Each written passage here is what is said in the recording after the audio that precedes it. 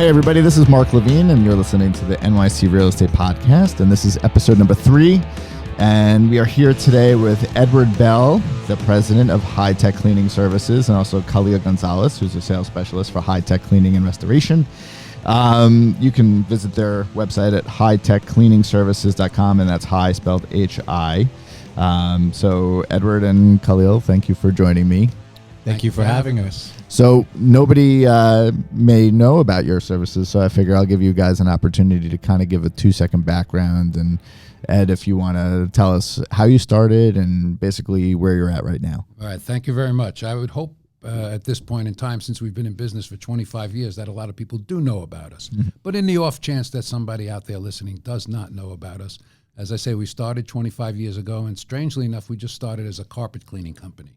And we made entree into some property management firms in New York because they had a lot of common area with carpet, and we wanted to clean it. So we were successful in getting tried out, and we did good work, and they gave us more work. And invariably, it led to the question, you do great carpet work, can you do hard floor cleaning? Mm-hmm. So yes, we do hard floor cleaning. At that time, it was mostly strip and wax and buff. And now it's become, over the years, we've evolved into specializing in marble, terrazzo, slate, any kind of stone restoration and maintenance. So we will restore the floor and we will maintain the floor. And that led us to doing metal restoration, because invariably, I mean, property management companies are our biggest source of income.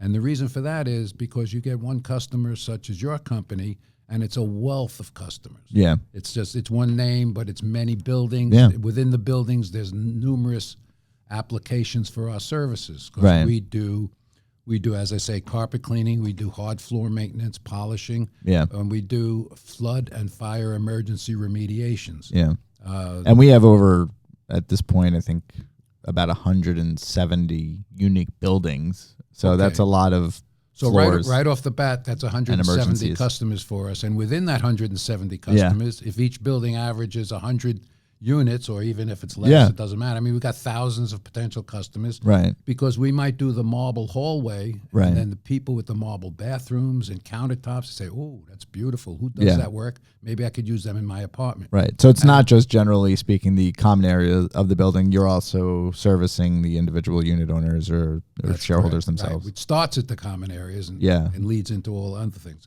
And the general cleaning we do construction cleanups, which is very helpful to a lot of unit owners when they do renovations or modernizations of their condos or co-ops. Mm-hmm. There's a lot of construction dust, and it's we do a very thorough and professional cleaning. We use HEPA filters, all state-of-the-art equipment. We work with all insurance companies. We do all our billing through the Xactimate software, which is the same software used by almost every insurance company. So there's very little discrepancy between our billing and the rates that are so when it's time to actually have it paid out or compensated for, it should be easy because you're using the same software, and there's less of a hiccup there. Getting paid is key. Are you handling lead paint issues, or do you have people? So you do the cleaning? Well, we do the cleaning, and when it comes to remediation, we do the drying. And sometimes, though, whether it's from this particular drying, or usually if somebody's got a leak in their apartment from a roof soffit or something like that, it's probably been going on for years. And sometimes what will happen is we'll dry the apartment, and to aid the drying, we'll cut the sheetrock or cut the ceiling. Right. And sometimes that's when we discover mold. Yeah. Not from this application, but from years ago. And generally what we do is not to disturb it. We close it up, tell them to get an assessor. They'll get an assessor who'll do all the mold testing and write a scope of remediation, and then we will do the remediation. Right. I guess we are licensed for mold remediation. The important thing to note here is that if you have a company that's doing both the mold assessment and the treatment as the same company, that's not technically legal. That's correct. In New York. So you have to get sense. And there are some companies out there that have subsidiaries of their company or sister companies within the same people, but maybe that shouldn't be the right way. I'm sure they do to get around. Yeah, but very unethical. Yeah, but what we should be having is a purely independent mold assessment, and then have them write the scope of work, and then have a secondary company not attached to the first company that comes in and bids it out and does the work. Correct. That's why we usually provide a list. If they ask us for an assessor, we will give them a list and kind of gives them the option to make their own choice. So this Yeah. way, a list of that we're not affiliated with. So a lot of the problems that we have with water come from emergency situations like fires, and the fire itself is somewhat of a emergency situation at that moment. But after the fire is out, most of the damage that we find in the buildings is going to be water damage. Right. Because especially on a taller building, water is going freely, for however long it takes to get the fire out. So Right. is that something that you're dealing with on a daily basis? Yes, a fire gives us actually two avenues of moving. Once the apartment or building is released by the fire marshal, because we always have to wait for that, Yeah. then there's two things to do. Number one, the fire, as you say, is always the biggest source of a flood, because you get the firemen in there with the hoses, and it's a lot of water. It's like being at the kiddie park for That's them. exactly it. It's like a water It's like, park. let's kick Right. down all the doors and let's spray and everything with water. And the other part of it is there's a lot of soot Yeah. and smell that has to be cleaned up. So we have to not only remediate the water, we have to take care of the odor. So we have air scrubbers to do that. Right. We have to, a lot of times, demo the apartment because, if something's burnt and charred, Yeah. you're not going to get the smell out. Right. It's just not going to happen. Sometimes in a small case, you can use encapsulating paint and, cover up the smell if it's a small area, not too badly damaged. But there's always soot. We use chemically treated sponges and special chemicals to clean the area, the smoke damage, the smell. So we do it all. We Yeah. do the flood, we do the cleanup, and we can also do the build out. Oh, you can? We can, yes. Okay. I must admit, though, we do usually have to subcontract that out, but Right. we work very closely with very, very well-known Yeah. contractors throughout the tri-state area. So from soup to nuts, when you have an emergency or a water event, you guys are there to Right. scrub it, One call does it all. dehumidify. Yeah. And so you're located, your main office is in Yonkers. Right, we're in Yonkers off the Sawmill Parkway, exit, I believe it's 9, Executive Boulevard. We're in a park there, Yeah. industrial park. We have our offices and warehouse units there, and we run our vans out of there. And our main office handles manned calls 24/7, Right. because invariably floods will happen in the middle of the night or on the weekend. Yeah. But we like to tell people, and we so far have been very successful in saying that from the time you call us, whether it's 1 in the morning, 3 in the morning, or Sunday evening, from the time you call us, we will have a crew on site within 2 to 3 hours max. Yeah. And that's important because Even we had a terrible, terrible emergency, a big flood some years ago on New Year's Eve. And I must say, I'm very proud of the fact that the management company went out of their way to commend us, because by 3 o'clock in the morning, New Year's Eve, we had 30 men on the job. wow. Yeah, it wasn't easy, but we did it. Yeah. New Year's Eve seems to be a thing because I had a fire in Brooklyn once on a New Year's Eve. Yeah, That was the always. worst. Yeah, it's weekends and Yeah. nights. It's always Yeah. holidays. Yeah. Had to show up at 7 a.m. on New Year's Day. That wasn't fun, but we were there. And just like you, I mean, you go where the action is, That's and right. that's part of the job. Yeah. So some buildings have small staff for cleaning, and we kind of touched upon this off podcast before, and we will recommend sometimes that if you do not have a staff, that you do kind of a deep clean of the building every so often, and that's a service that you guys also provide. Right, we do. And very often, aside from building cleaning, we get a lot of calls to clean the basements. Mm-hmm. For some reason, over the years, that's a neglected area, even Yeah. in a building with staff and porters. And we'll get an area, they'll call us and say, can you clean out our basement? And we will, whether it's a basement that's just a simple, concrete thing with a boiler room, or whether it's massive storage lockers and everything else, we're available to do a deep clean and clean out that entire area. Yeah. So, yeah, we can do that all. And we do, as I say, construction cleanups. We do hazardous waste removals. Pretty much any kind of cleanup you might need. So if I need to do a cleanup, and this is, I guess, at some buildings where we want to just clean out the basement, there's been construction debris over years. There's been a lot of, just stuff lying around that how did it show up? We don't know.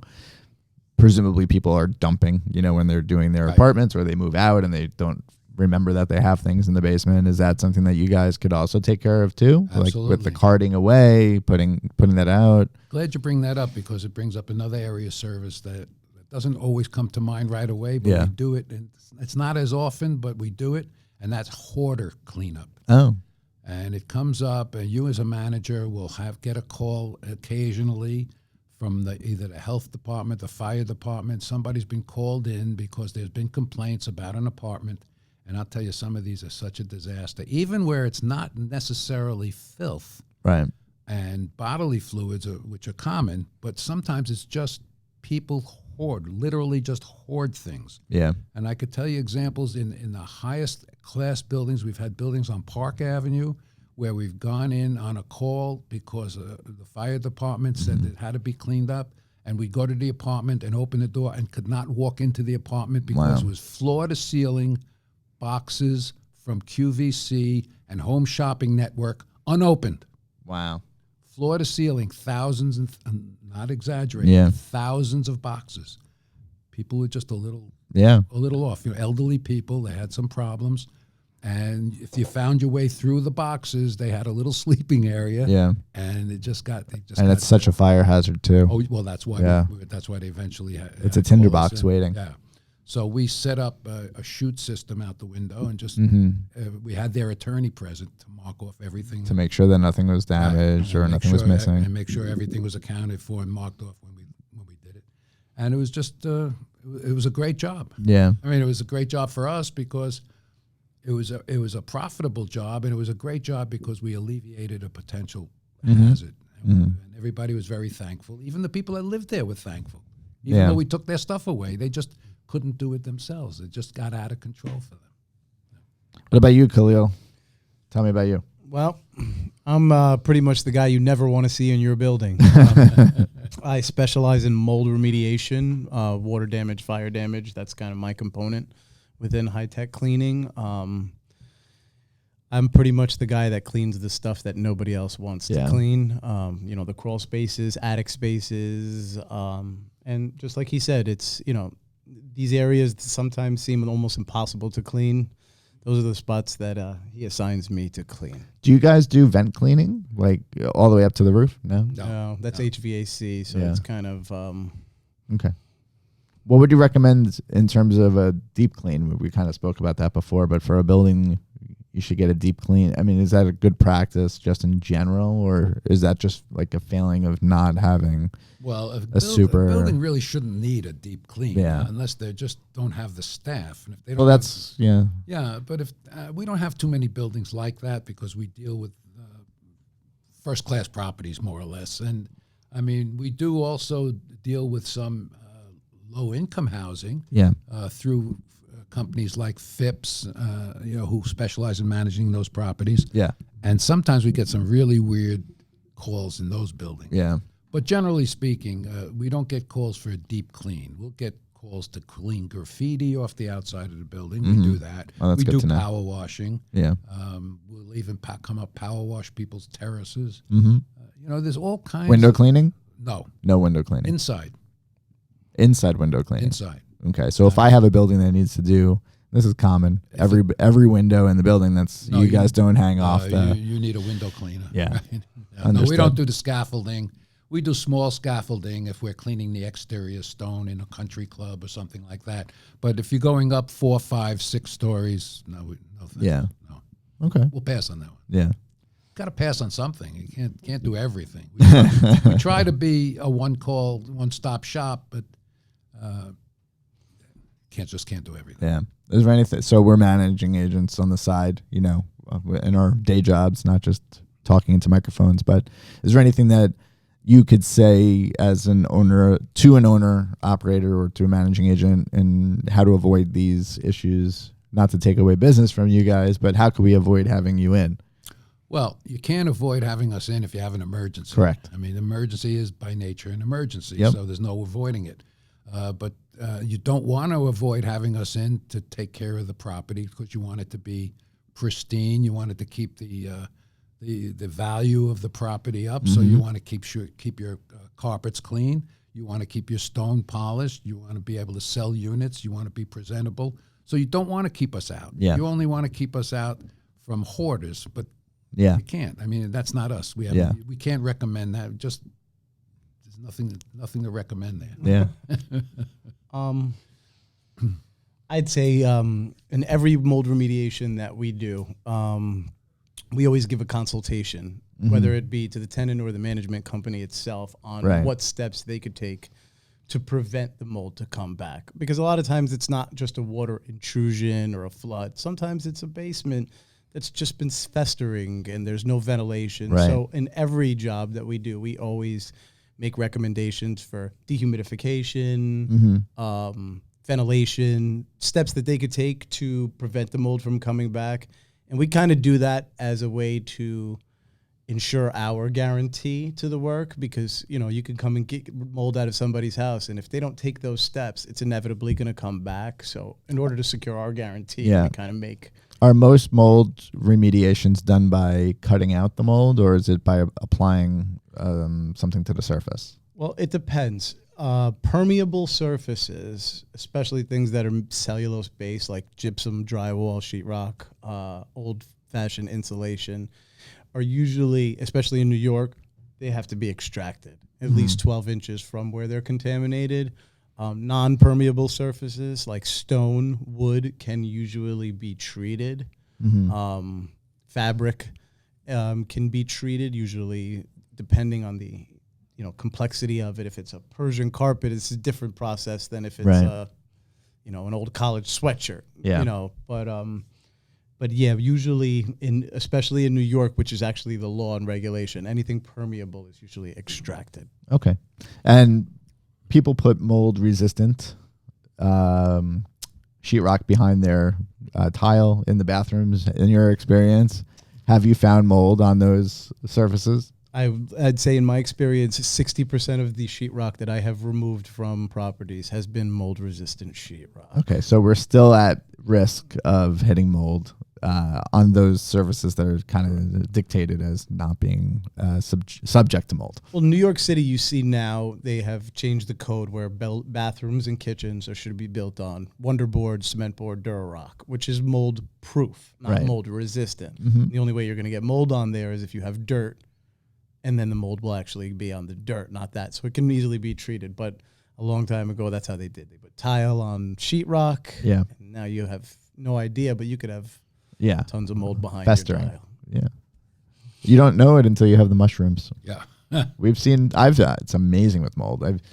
There was one apartment I remember seeing, and it was just mushrooms everywhere. And we had to obviously that was a superintendent's apartment that had a leak. And so he was the one that had so we didn't have to relocate a unit owner. We had to relocate a staff member, which I think was a little bit easier just in terms of dealing with the fallout from that.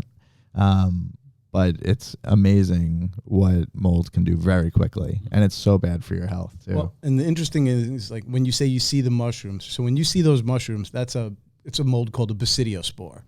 And it's actually one of the non-lethal ones. The ones that are most dangerous, you usually don't see, which is like the Stachybotrys, the famous black mold. Yeah.